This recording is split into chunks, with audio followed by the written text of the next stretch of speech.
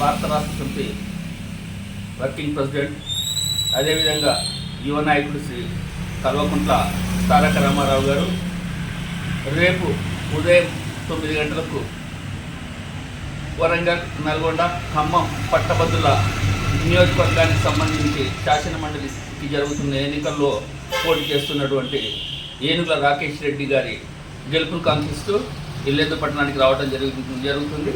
దాంట్లో దాదాపు 2500 నుండి 3000 మంది గ్రాడ్యుయేట్ ఓటర్స్ను సమీకరించి ఈ సమావేశం ఏర్పాటు చేస్తున్నాం.